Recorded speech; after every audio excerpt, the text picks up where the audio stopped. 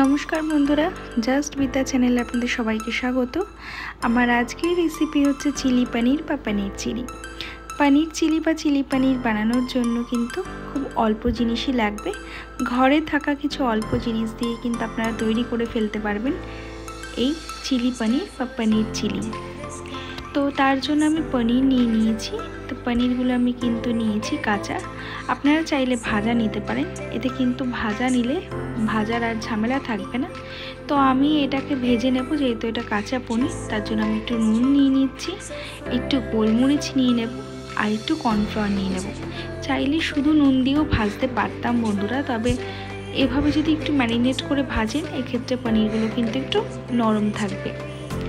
এটা কিন্তু একটা টিপস রইল আপনাদের জন্য ছোট্ট, যে পনির চিলি বানাতে গেলে ঘরে তো এভাবে যদি কাঁচা পনিরে বানান সেক্ষেত্রে কিন্তু কর্নফ্লাওয়ার, নুন আর একটু গোলমরিচ দিয়ে ম্যারিনেট করে খানিকক্ষণ রেখে দিলে তারপরে তেলে ভেজে নিলে পরে কিন্তু বেশ নরম থাকে পনিরগুলো। ভালো করে ঝাঁকিয়ে ঝাঁকিয়ে গায়ের মধ্যে কিন্তু মেখে নিচ্ছি পনিরগুলোর। তো দেখুন পনিরগুলোর মধ্যে কিন্তু এটা ভালো করে মাখা হয়ে গেছে। এবার আমি কড়াইতে তেল দিয়ে নিয়েছি। তার জন্য যা উপকরণ লাগছে ক্যাপসিকাম, পেঁয়াজ, টমেটো, রসুন কুচি। তো আপনারা চাইলে কিন্তু এখানে ইয়েলো বেল পেপারও দিতে পারেন। তো এবার আমি এর মধ্যে পনিরগুলো একটু ভেজে নেব। কড়াইতে তেল দিয়ে নিয়েছিলাম, বেশ ভালো করে হালকাভাবে কিন্তু এগুলো আমি একটু ভেজে নেব। আপনারা অবশ্যই এভাবে একবার বাড়িতে ট্রাই করে দেখবেন, আপনাদেরও আশা করছি খুব ভালো লাগবে রেসিপিটা। তো এইগুলো আমি পনিরগুলো কিন্তু ভালো করে ভেজে নেব। আর এই চিলি পনির বা পনির চিলি কিন্তু রুটি বা পরোটার সঙ্গে আপনারা সার্ভ করতে পারেন, যেটা খেতে কিন্তু খুব ভালো লাগবে। পনিরগুলো আমার ভাজা এদিকে কমপ্লিট হয়ে গেছে। তো এবার আমি পনিরগুলো একটা পাত্রের মধ্যে তুলে নেব। ঝটপট বাড়িতে কেউ এলে কিন্তু আপনারা এইভাবে চিলি পনির বা পনির চিলি বানিয়ে দিতেই পারেন, খুব সিম্পলভাবেই তৈরি হয়ে যায়। এবার আমি এতে একটু রসুন কুচি আর আদা কুচি দিয়ে নেব, হালকাভাবে ভেজে নেব।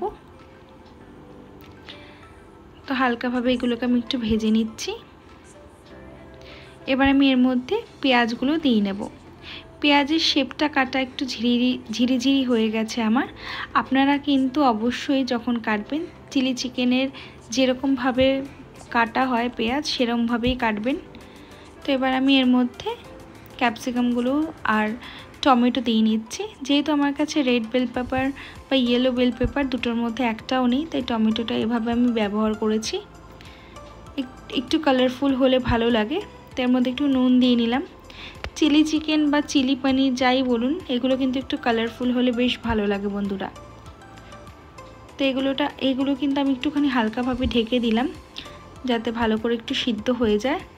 এতে কিন্তু কম তেল ব্যবহার করলেই হয়ে যাবে ঢেকে ঢেকে করলে।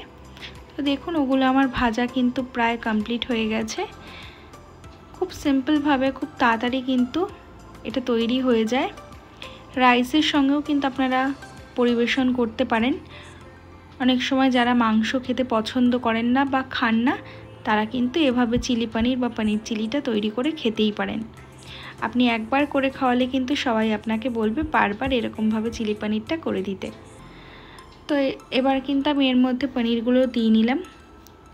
পনিরগুলো কিন্তু প্রচণ্ড সফট হয় এরমভাবে ভাজলে পরে, খুবই খেতেও ভালো লাগে। শুধু শুধু খেতেও কিন্তু বেশ ভালো লাগে। তো এবার আমি এর মধ্যে সস দিয়ে নিচ্ছি, সয়া সস কালারের জন্য। তো দেখুন এটা আমি একটুখানি ড্রাই করব, খুব একটা গ্রেভি রাখবো না, হালকা ড্রাই করব। এবার আমি এর মধ্যে চিলি সস দিয়ে নিচ্ছি। চিলি সসের পরিমাণটা একটু কম দিলাম। আর ঝালটা কিন্তু অবশ্যই আপনারা আপনাদের স্বাদ অনুসারে দেবেন। আমি এখানে বলতে ভুলে গেছি, আমি কিন্তু এখানে কাঁচা লঙ্কার ব্যবহার করেছিলাম। কাঁচা লঙ্কা চিড়ে এতে দিয়ে দিয়েছি। এবার আমি এতে আমার হোমমেড টমেটো সসটা ব্যবহার করছি। এই হোমমেড টমেটো সসের রেসিপি কিন্তু আপনারা আমার চ্যানেলে পেয়ে যাবেন, যেটা অলরেডি আপলোড করা আছে। অবশ্যই দেখে নেবেন হোমমেড টমেটো সসের রেসিপিটা। হোমমেড টমেটো সসটাই কিন্তু আমি ব্যবহার করেছি, খেতে কিন্তু বেশ ভালো লাগে। আমার এই রেসিপিটা সেদিনকার সত্যি খুব ভালো হয়েছিল বন্ধুরা খেতে।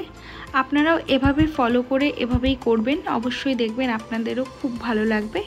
রেসিপিটা কিন্তু ঝটপট খুব সিম্পলভাবে তৈরি হয়ে যায়। তো এই চিলি পনিরের রেসিপিটা আমার তৈরি হয়ে গেছে। ভালো লাগলে অবশ্যই আমার চ্যানেলটা সাবস্ক্রাইব করে নেবেন বন্ধুরা।